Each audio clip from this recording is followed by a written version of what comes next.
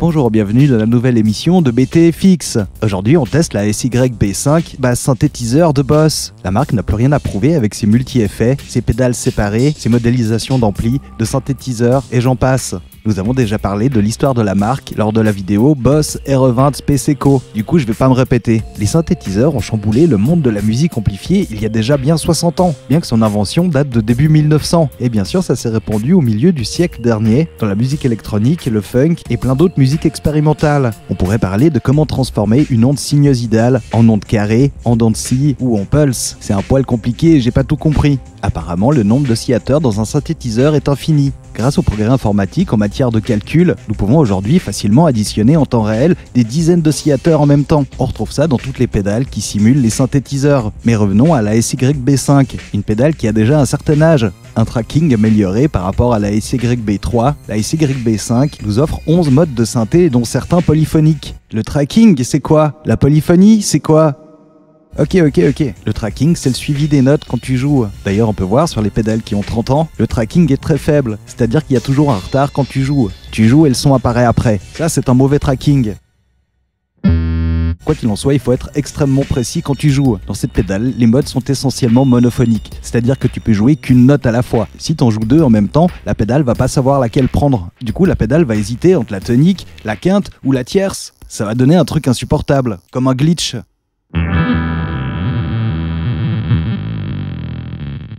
Ce que j'adore dans cette pédale, c'est que tu peux brancher une pédale d'expression supplémentaire pour diriger l'ouverture ou la fermeture du filtre, comme une wah-wah si vous voulez. Sinon, sans elle, ça fait comme une auto-wah, comme sur la Mower Bass Sweeper, la X-Vive Singing Auto-Wah V17 ou encore la Digitech Bass Synthé-Wah que nous avons testé dans des vidéos précédentes. Cette pédale nous propose 11 modes différents.